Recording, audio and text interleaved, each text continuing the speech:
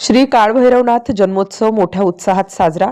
उमरगा येथील गुरुगादीनाथ संस्थान व शिवभक्त महादेव देवस्थान यांच्या वतीने श्री काळभैरवनाथ सोनारी यांचा जन्मोत्सव विविध कार्यक्रमांनी मोठ्या उत्साहात साजरा करण्यात आला. नाथ गुरुगादीनाथ संस्थानचे गोपीनाथ प्रभळकर महाराज व मच्छिंद्रनाथ प्रभळकर महाराज प्रभळकर यांच्या पुढाकारातून प्रतिवर्षाला 12 नोव्हेंबर ते 13 नोव्हेंबर या कालावधी दरम्यान श्री कालभैरवनाथ सोनारी यांचा जन्मोत्सव विविध कार्यक्रमांनी मोठ्या उत्साहात साजरा करण्यात येतो. यावर्षी याच कालावधी दरम्यान हा जन्मोत्सव भजन कीर्तन प्रवचन महाप्रसादाचा श्रींचा पाळणा या विविध कार्यक्रमांनी उत्साहात साजरा करण्यात आला. 12 नोव्हेंबर रोजी श्री कालभैरवनाथ अष्टक स्तोत्र होम हवन यज्ञ सिद्धनाथ काळभैरवनाथ मूर्ती भेट महाभिषेक पूजा व महाआरती प्रसाद वाटप रात्री शिवभक्त पारायण संगमेश्वर शांतया स्वामी महाराज उमरगा यांचे कीर्तन संपन्न झाले. पारसखेडा येथील हरिभक्त पारायण निळकंठ महाराज गायकवाड यांच्या श्री हनुमान भजनी मंडळाने भजनाचे सादरीकरण केले. 13 नोव्हेंबर रोजी काळभैरवनाथ स्तोत्र महाजप दुपारी शिरोड वांजरवाडा येथील हरिभक्त पारायण व्यंकटेश जालिंदर महाराज क्षीरसागर यांचे गुलालाचे कीर्तन झाले. सायंकाळी श्री काळभैरवनाथांचा पाळणा उत्सव साजरा करण्यात आला. महाप्रसाद व बिरुदेव पुजारी ढोलवंदनाने श्रींच्या जन्मोत्सव सोहळ्याची सांगता झाली. अंकिता विकासदार यांनी अप्रतिम मंदिर सजावट केली होती.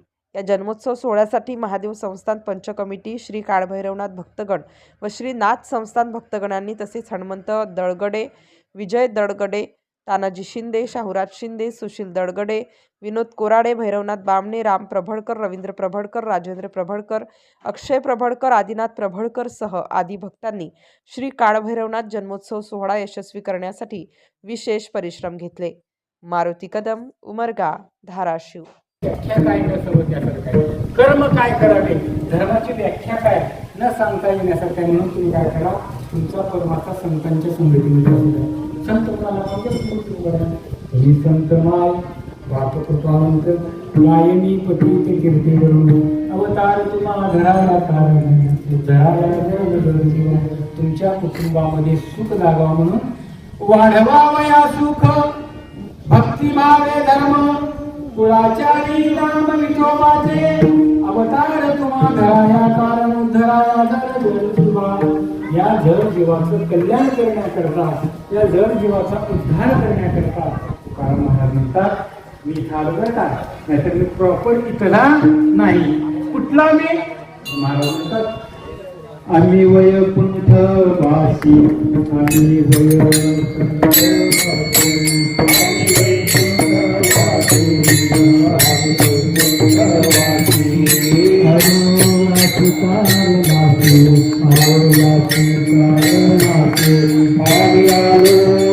आपण तसंच बोलले. एक 10 वर्षाची मुलगी होती आणि एक 21 वर्षाचा मुलगा होता. तो खेळत होता. त्यांना गळ्याला लावून घेतलं आणि म्हणलं पिंट्या तू तर पापाचा वाटेकरी होशील काय. त्यानं म्हणलं आपली मम्मीनं का म्हणले आहे. मम्मीनं होत नाही म्हणले पण मी कशाला. मुलीनं म्हणली पप्पा मी झाले असते पण लगीन झाल्यावर मला तिच्या घरी जावं लागतं. तिथून मला महाराज काय सांगा तुम्हाला नारद मुनीचे पाय पकडले आणि नारद मुनीला म्हटलं देवा आजपासून तुम्ही जे सांगाल तेच करेल. तुम्ही जे सांगाल तेच करू काहीच करू नको. मुखाने नाम घे. कुणाचं राम. आता मला सांगा आयुष्यभर माणसं मारलेल्याच्या मुखाला नाव येते का. बहुत सुकृताची म्हणून इत्यादी आवडी. परंतु प्रयत्न केला महाराज. राम म्हणत असताना मरा मरा मरा असा उच्चारू लागला पण प्रयत्न सोडला नाही. 4 वर्षाचा मुलगा आपल्या आईला तहान लागल्याच्या नंतर पाणी मागत असतो तर त्याला पाणी म्हणता येत नाही. काय म्हणतो पहिल्या सुद्धा मम्मी माली दे माली. तुमच्या माता बहिणीला विचारा अगोदर माने म्हणताय पण प्रयत्न सोडत नाही. प्रयत्न केल्याच्या नंतर एके दिवशी त्यानं पहिला शब्द करते मग मी पाणी दे. कसा मरा मरा मरा असा उच्चार झाला आणि राम असा उच्चार झाला. मुखातून नामचिंतन चालू झालं. नारद पुढे निघून गेले. 5 वर्षानंतर त्या ठिकाणी आले तर त्या वाल्या पोळ्याच्या अंगावर वारूळ चढलं होतं.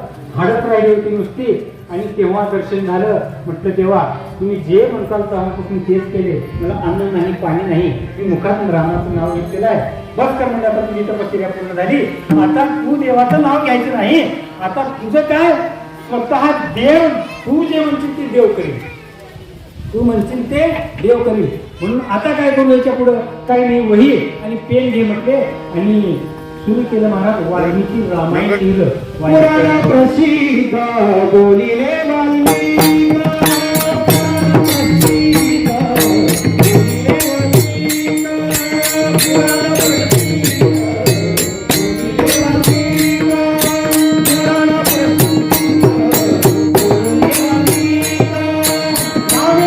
Oh